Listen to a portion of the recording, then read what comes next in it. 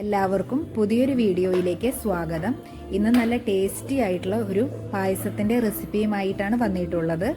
ക്യാരറ്റും സേമിയയുമാണ് main ingredients. അപ്പോൾ നമുക്ക് പായസം എങ്ങനെയാണ് തയ്യാറാക്കുന്നതെന്ന് നോക്കാം. അതിന് വേണ്ടിയിട്ട് 2 ചെറിയ ക്യാരറ്റ് ഞാൻ ഇതേപോലെ ചെറുതായി കട്ട് ചെയ്ത് വെച്ചിട്ടുണ്ട്. ഇനി വേണ്ടത് നമുക്ക് സേമിയയാണ്. ഒരു 2 പിടിയോളം സേമിയ ഞാനിവിടെ എടുത്തു വെച്ചിട്ടുണ്ട്. റോസ്റ്റഡ് ആണ് ഇത്. റോസ്റ്റഡ് അല്ലാത്തവർ അതൊന്ന് റോസ്റ്റ് ചെയ്തെടുത്താൽ മതി. ഇനി വേണ്ടത് ഒരു പാക്കറ്റ് പാലാണ്. അത് ഞാനിവിടെ നന്നായി തിളപ്പിച്ച് വെച്ചിട്ടുണ്ട്. ഇനി ആദ്യം തന്നെ ചെയ്യുന്നത് ഒരു 1.5 ഗ്ലാസ് വെള്ളത്തിലേക്ക് ഞാനിവിടെ പഞ്ചസാര ചേർത്ത് കൊടുക്കുകയാണ്. അതായത് 1 കപ്പ് പഞ്ചസാര എടുത്തിട്ടുണ്ട്. അത് ഈ വെള്ളത്തിലേക്ക് ചേർത്ത് കൊടുത്ത് അടുപ്പത്ത് വെച്ച് നന്നായി ലയിപ്പിച്ചെടുക്കുകയാണ് ചെയ്യുന്നത്. ഇപ്പോൾ മിൽക്ക് മെയ്ഡൊക്കെ യൂസ് ചെയ്യുന്നവർക്ക് ഇത് ഒഴിവാക്കാം.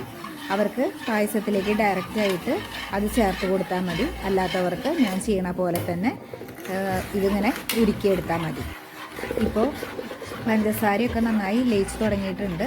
ഇനി ഇത് കംപ്ലീറ്റ് ആയിട്ട് ലയിച്ച് കഴിഞ്ഞാൽ നമുക്ക് സ്റ്റവ് ഓഫ് ചെയ്യാവുന്നതാണ്.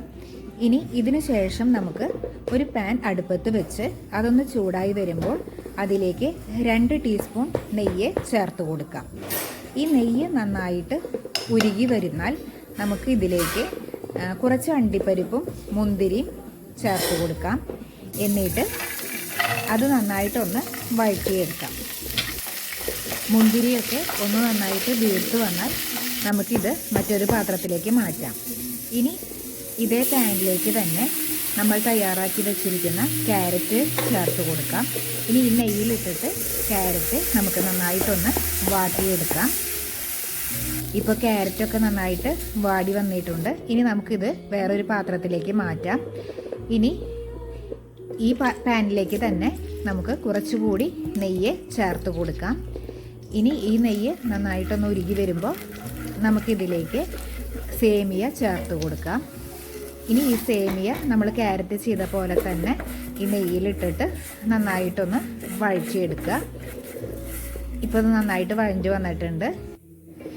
ഇനി ഇതിലേക്ക് ഒരു 1/4 ഗ്ലാസ് വെള്ളം നമുക്ക് ചേർത്ത് കൊടുക്കാം. ഇനി വെള്ളത്തിലിട്ടിട്ട് ഈ സേമിയ നമുക്ക് നന്നായിട്ട് വേവിച്ചെടുക്കണം. അതുവരെ സേമിയ നന്നായി വെന്ത് വരണ വരെ നമുക്കിത് കുക്ക് ചെയ്യാം. ഇപ്പോൾ നമ്മുടെ സേമിയൊക്കെ നന്നായിട്ട് വെന്ത് വന്നിട്ടുണ്ട്. ഇനി ഇതിലേക്ക് തയ്യാറാക്കി വെച്ചിരിക്കുന്ന ക്യാരറ്റ് കൂടി ചേർത്ത് കൊടുക്കണം. ഇനി ഈ ക്യാരറ്റും സേമിയയും കൂടി നന്നായി ഒന്ന് മിക്സ് ചെയ്തതിന് ശേഷം ഇതിലേക്ക് നമ്മൾ ഫസ്റ്റ് ഷുഗർ സിറപ്പ് തയ്യാറാക്കി വെച്ചിട്ടുണ്ടല്ലോ, ആ ഷുഗർ സിറപ്പ് കൂടി ഇതിലേക്ക് ചേർത്ത് കൊടുക്കാം. ഇനി ഈ ക്യാരറ്റും സേമിയും ഷുഗർ സിറപ്പും എല്ലാം കൂടി നന്നായി ഒന്ന് മിക്സ് ചെയ്ത ശേഷം ഈ ക്യാരറ്റ് നന്നായി വെന്ത് വരണ വരെ നമുക്ക് വീണ്ടും ഇത് കുക്ക് ചെയ്യാം. ഇനി ഈ ക്യാരറ്റൊക്കെ വെന്ത് വരുമ്പോഴേക്കും നമ്മൾ തിളപ്പിച്ച് വെച്ച പാലില്ലേ, അതൊരു അരിപ്പ് വെച്ചിട്ട് ജസ്റ്റ് നമുക്കതൊന്ന് അരിച്ചെടുക്കാം. ഇപ്പോൾ നമ്മുടെ ക്യാരറ്റൊക്കെ നന്നായി വെന്ത് വന്നിട്ടുണ്ട് കേട്ടോ. ക്യാരറ്റ് വേവാധികം ടൈം എടുക്കില്ല, വേഗം തന്നെ ആയി കിട്ടിയോളൂ കേട്ടോ. ഇനി ഇതിലേക്ക് നമ്മൾ തയ്യാറാക്കി വെച്ചിരിക്കുന്ന പാല് കൂടി ചേർത്ത് കൊടുക്കാം.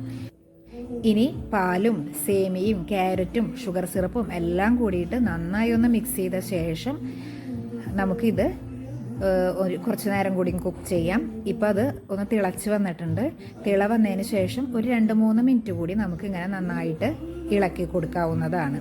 വെള്ളം ഒരു നന്നായിട്ട് വറ്റിച്ചെടുക്കരുത് കേട്ടോ. ഒരു 2-3 മിനിറ്റ് കൂടി മാത്രം കുക്ക് ചെയ്താൽ മതി. അതായത് ഇത്രയ്ക്കൊക്കെ വെള്ളം ഇതിലുണ്ടാവണം. കാരണം അല്ലെങ്കിൽ ഈ സേമിയയിൽ പ്രത്യേകിച്ചും നമ്മൾ വെള്ളം പെട്ടെന്ന് വറ്റിപ്പോവും. നമ്മൾ കുറച്ച് നേരം അല്ലെങ്കിൽ പായസം ഉണ്ടാക്കി വെക്കുമ്പോഴേക്കും അതിലത്തെ വെള്ളമൊക്കെ വറ്റിപ്പോവും. അപ്പോൾ അത് കാരണം കുറച്ചിങ്ങനെ വെള്ളം നിൽക്കണ വിധത്തിൽ തന്നെ കുക്ക് ചെയ്യണം. ഇനി നമുക്ക് ഇതിലേക്ക് നമ്മൾ മുമ്പ് വഴറ്റി വെച്ചിരിക്കുന്ന അണ്ടിപ്പരിപ്പും മുന്തിരിയൊക്കെ ചേർത്ത് കൊടുക്കാം. ഇനി അതുകൂടി ചേർത്തിട്ട് നമുക്ക് നന്നായി മിക്സ് ചെയ്യാം.